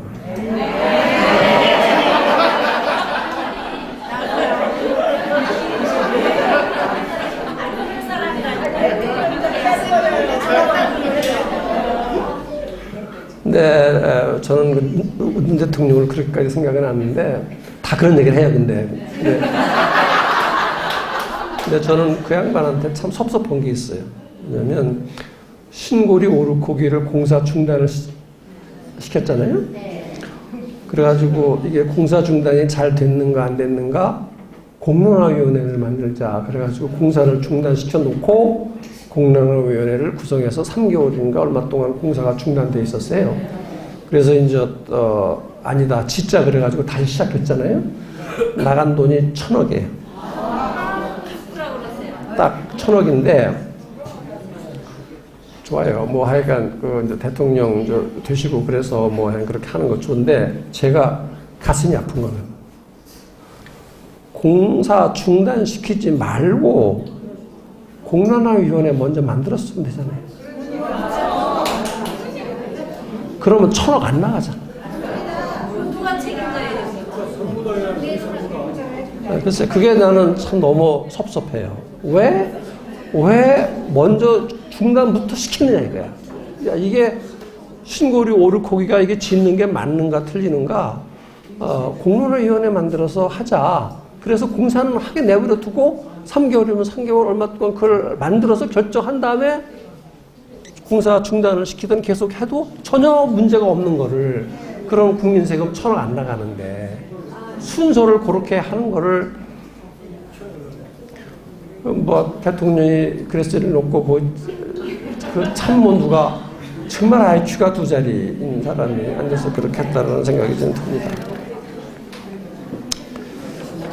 저는 마지막으로 하나 말씀을 드리겠습니다. 지금 언젠가 6월 12일인가 언제 트럼프하고 김정은이가 회담을 한다는 거 아닙니까? 근데 그 김정은이 엄청 추세했어요, 그죠? 그러니까 되게 못생겼던데, 뚱뚱하게 이렇게 뚱뚱한. 예? 인물은 괜찮더라고요. 저보다 훨씬 못생겼잖아요. 저는 그때 두 사람이 이렇게 보도단이 거기서 얘기를 하면서 얘기한 것 중에 발전소 문제 이런 얘기가 나왔고, 우리 전영기 논설위원께서 퍼스펙티브라고 하는 전 유명한 칼럼에다 그걸 최근에 썼는데, 그건 뭐 나오든 안 나오든 간에 무조건 북한이 요구하게 돼 있어요. 왜냐하면 지금 원자력 중국의 북한의 전력 사정은 형편없어요. 근데 그게 양만이 문제가 아닙니다. 전기도 질이 있습니다. 여러분들 전기에 질이 있는 거 잘 모르시죠? 나이 좀 드신 분들은 옛날에 전등불이 깜빡깜빡 하던 거 경험 있으시죠? 근데 그런 정도면 그거는 뭐 도저히 산업에서 쓸 수가 없고, 그런 정도는 아니더라도 전기 질이 나쁘면 와이사스 바느질을 해도 따뜻하게 안 나와요. 그래서 우리가 만일에 북한한테 원자력 발전소를 지어주면 8년 지어주긴 지어줘. 8년 그 전체를 산업용으로 쓸 겁니다. 근데 아니 북한 놈들한테 우리가 원자력 발전소를 지어줘? 그거 진짜 감정상 안 맞잖아요. 근데 제 얘기 조금만 들어보세요. 만일에 우리가 원자력 발전소를 지어주던가 전기를 공급을 하잖아요. 제가 얘기하면서 계속 드린 말씀이 뭐냐면, 원자력 발전소를 한번 딱 가져오면 준 나라에게 매여요. 방법이 없어요. 그 방법. 만일에 북한이 우리 원자력 발전소를 지으면, 아까 말씀드린 대로 전기 전체를 산업용으로 쓸 게 거의 틀림이 없기 때문에 북한 경제는 우리 손에 딱 들어옵니다. 우리가 전략적으로 한번 생각해 보세요. 어떤 게 더 좋은지. 또 하나는 원자력 발전소가 이런 성격이 있기 때문에 일본, 중국, 미국 모두 다가 내가 원전 지어줄게 그럴 겁니다. 그 정치적 이득이 대단하거든요. 경제적, 그러니까 꼼짝 못하게 돼. 쉽게 말하면 꼼짝 못하게 되니까 다 져준다고 합니다. 내가 볼 때 지금 중국이 세계를 다니면서 자기네 원전을 사라 그러면서 값을 어떻게 해주고 그런 것을 이렇게 제시하는 걸 볼 때 중국은 지금 초조해요. 북한이 빠져나가려고 그런단 말이야. 저 싸가지가. 그래서 초조한데 원자력 발전소 공짜라도 지어주려고 그럴 겁니다. 공짜로라도. 그걸 꼼짝 못합니다. 자, 그러면 우리가 원자력 발전소를 북한에다가 지어주지 않으면 발전소가 안 세워지느냐? 그건 아니라 이거지. 중국이 들어온다 이거지. 그러면 북한이 중국이 손아귀에 들어간다라는 거를 한번 생각해 주시기 바랍니다. 그리고 북한이 무슨 돈이 있어서 원자력 발전소 돈을 내느냐? 그렇지 않습니다. 영국마저도 돈 안 냅니다. 다 지어주면 그때서야 전기 생산하면서 돈 갚는 조건이에요. 지금 다들 그렇게 해요. 그래서 BOP, Building, Operation and Pay 그런 개념으로 하고 있어요. 그러면 북한이 원자력 발전소를 지어줬는데 경제가 전혀 나아지지 않아서 돈을 갚지 못한다. 북한에는요, 그 티토류가 세계 최고예요. 팔 기술이 없어서 못 파는 거예요. 금도 세계 두 번째, 세 번째. 팔 기술이 없으면 못 판대요. 왜? 그래서 제가 여기다가 대북 원전 지원 문제라고 하지 않고 판매 문제라고 쓴 거예요. 팔이 없어요.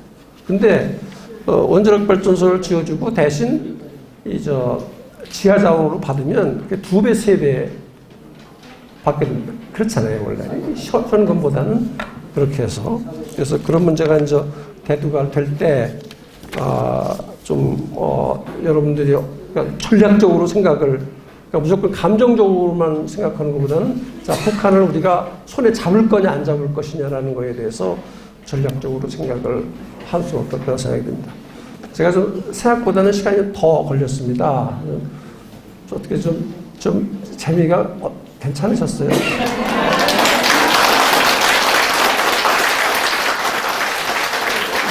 감사합니다. 이렇게 좀 약간 박수를 치실 마음의 준비가 되시는 분들이라 저기 하지만 하여간 이렇게 좀 열렬하게 들어주셔서 정말 감사합니다. 혹시 질문 받겠습니다. 질문 있으면. 예, 수고해주신 우리 이병영 박사님께 다시 한번 뜨거운 박수.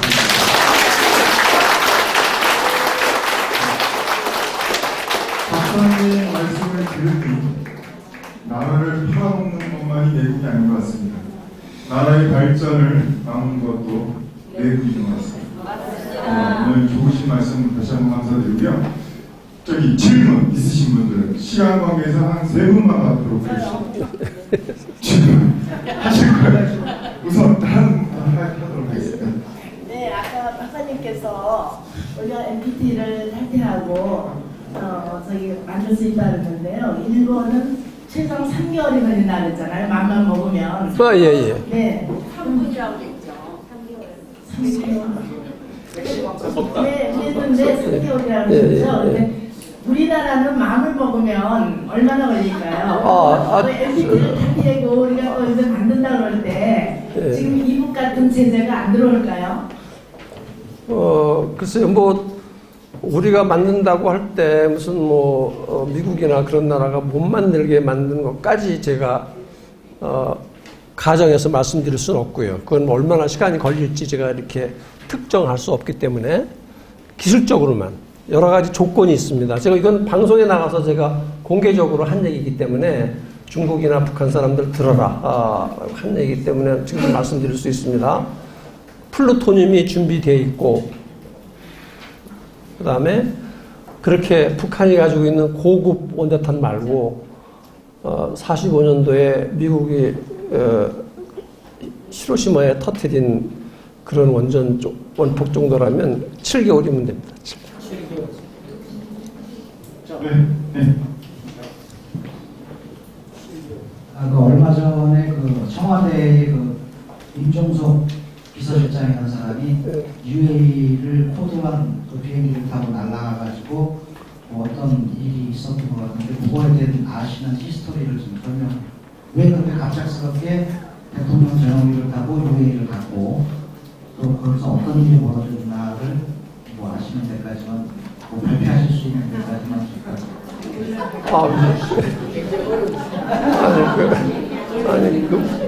모릅니다.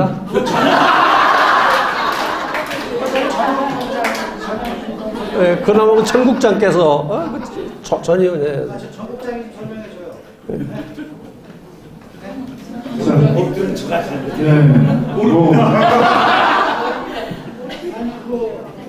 넘어가겠습니다. 자, 다음 질문. 앉아서 얘기할 거.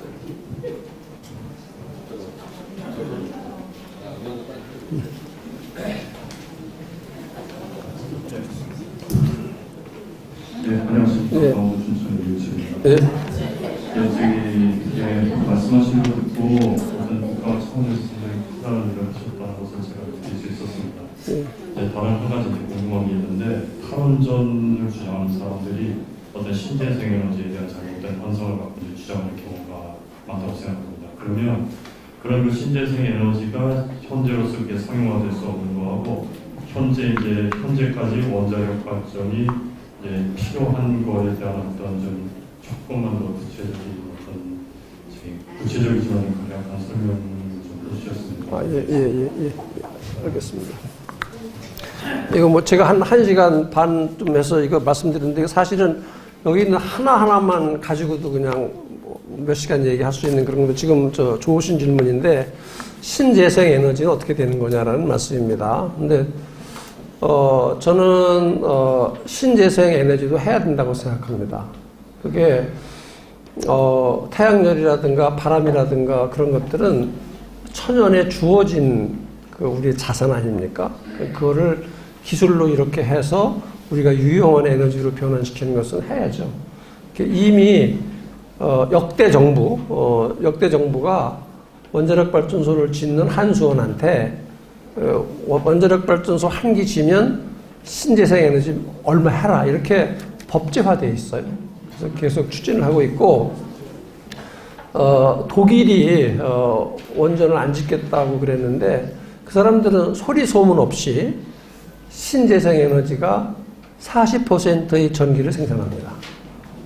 우리는 뭐 대단히 조금이고요. 그래서 여러 가지 신재생 에너지도 나름대로의 산림 훼손 여러 가지 문제가 많이 있지만 아까 말씀드린 대로 그런 문명의 이익에 문제 없는 게 없잖아요. 그래서 원자력만 해야 된다는 건 절대로 아니고 그 신재생 에너지 문제도 같이 추진해야 된다고 저는 생각합니다.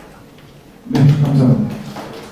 변희재 대표님이 질문하신다고 해서 양해를 구하겠습니다.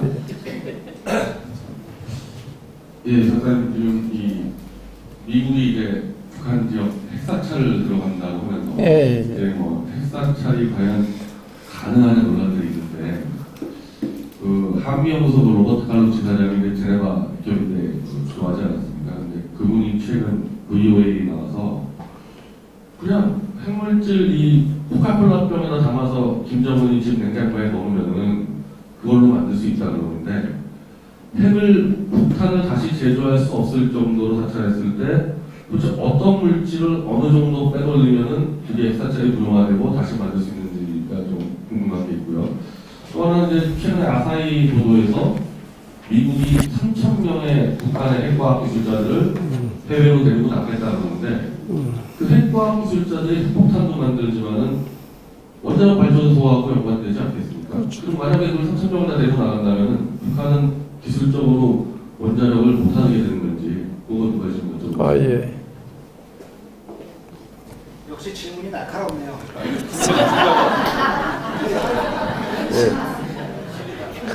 아니 이렇게 강의할 땐 그렇게 똑똑한 사람 앞에서 하는 게 아니에요.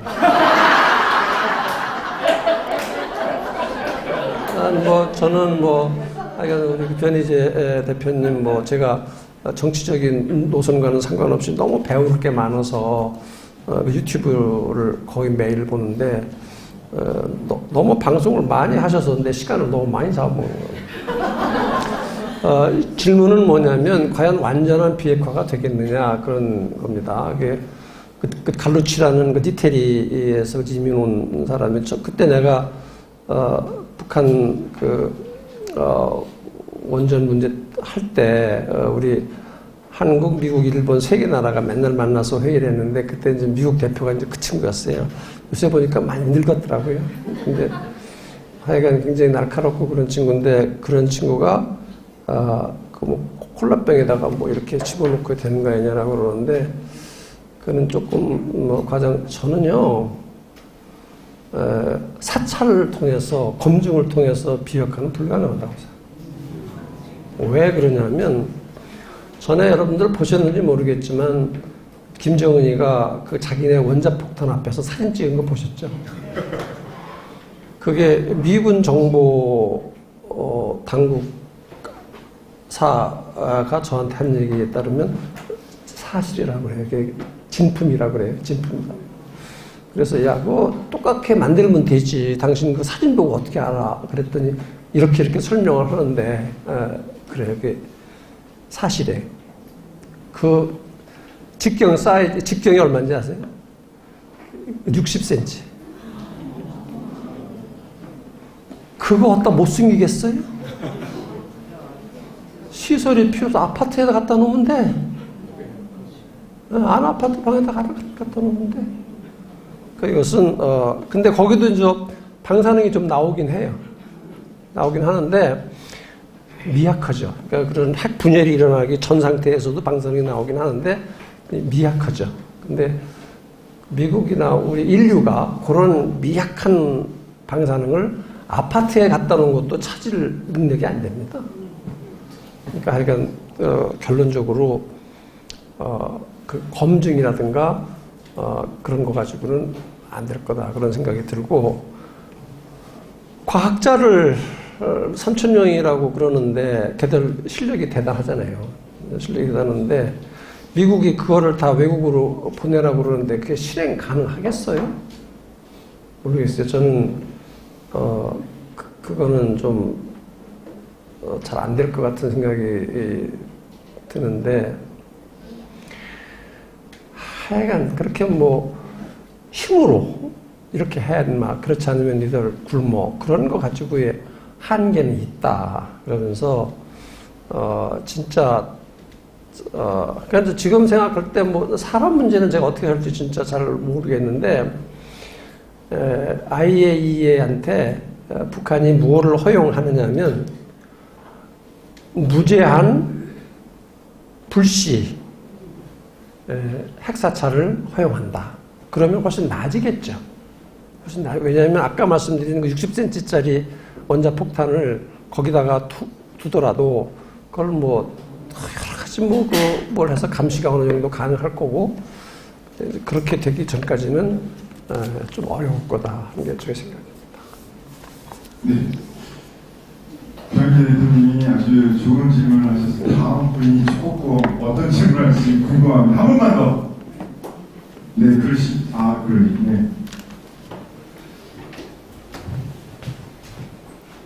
저도 일반 사람에게는 굉장히 생소한 내용인데요. 쉽게 설명해 주셔서 잘 이해를 했습니다. 감사합니다. 궁금한 것은 몇 가지가 있는데 우선 29개 중에서 원전 29개 중에서 9개가 지금 정지에 있다고 했잖아요. 네. 그러면 30%가 지금 정지에 있는 건데 네. 이게 지금 노후되거나 어떤 문제가 있어 정지에 있는 건지 아니면 탈원전의 어떤 정책으로 또 얘도 정지에 있는 건지 그게 또 궁금하고요. 예. 그다음에 이제 체르노빌이나 그 후쿠시마 같은 데에서 이제 후쿠시마 같은 경우에는 이제 완전히 녹아가지고 그래서 바다로 다 오염이 됐잖아요. 예. 이거는 조금 다른 분야의 얘기인데 그렇게 되면은 우리가 이제 일본으로 여행 가는 것도 그때는 꺼렸었어요. 지금 많이 가지만 그때는 이제 그 생선 같은 거 먹는 것이 안 좋지 않냐. 또 우리나라에서도 결국 바다가 통하니까 그렇지 않냐 그런 의문이 많이 있고 현재도 있거든요. 근데 이것을 뭐 우리나라 보건복지 분야 뭐 이런 데서 명확하게 얘기해 주지 않고 더더구나 일본 내에서도 자국민에게 뭐 그거를 그렇게 명확하게 얘기해 주지 않는 것 같아요. 그런 부분이 혹시 아시는 만큼만 해주셨으면 좋겠고 또 한 가지는 이게 이제 추후 조사를 하잖아요. 그리고 2004년까지 이제 추후 조사가 나왔는데 사실 어느 시점에 무슨 조사예요? 무슨? 암 조사. 네. 그러니까 어느 시점에 우리나라도 갑작스레 나는 굉장히 증가한 적이 있었었거든요. 그때 들리는 얘기로는 이제 체르노빌 원전의 어떤 영향이다.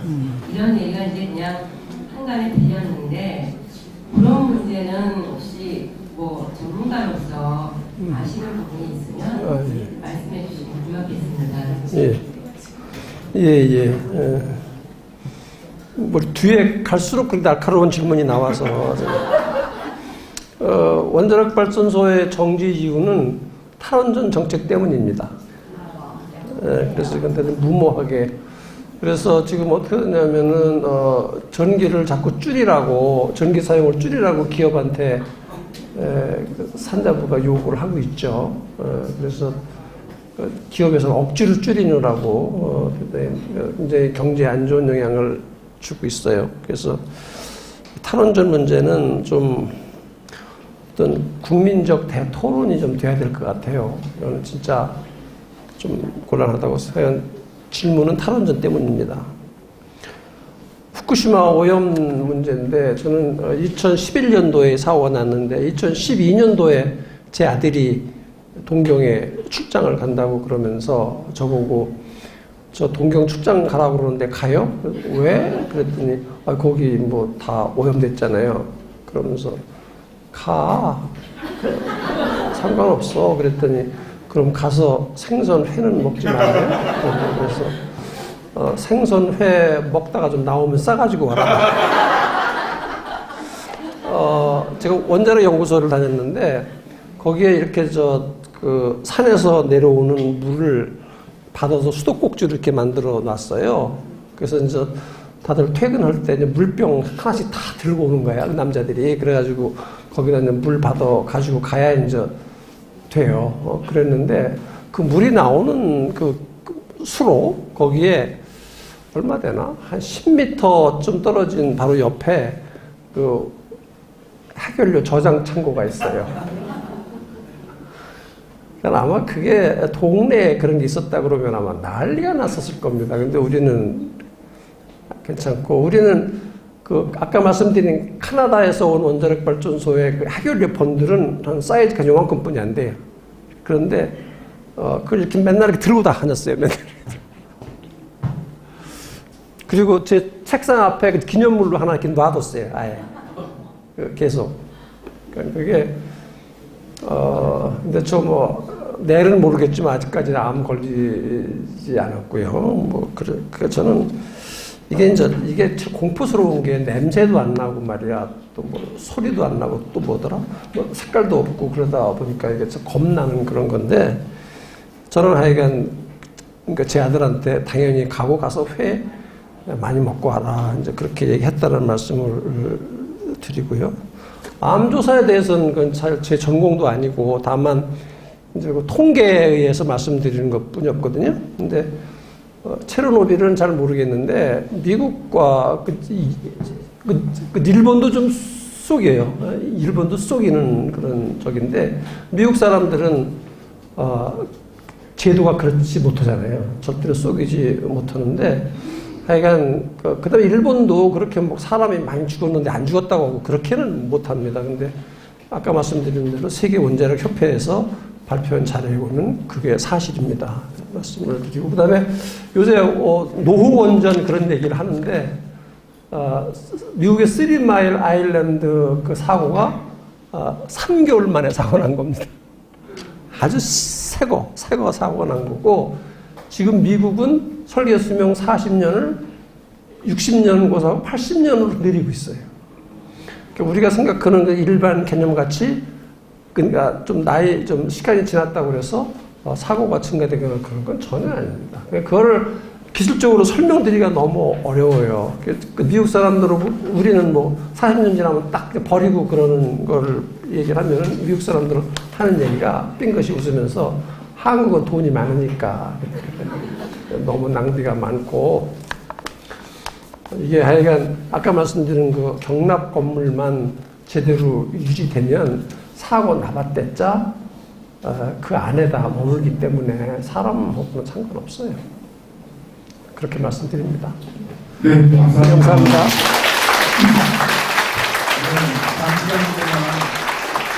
수고하는 강의를 해주셨고 또 질문해 주신 분들께 진솔한 또 답변 해주신 우리 이병영 박사님께 다시 한번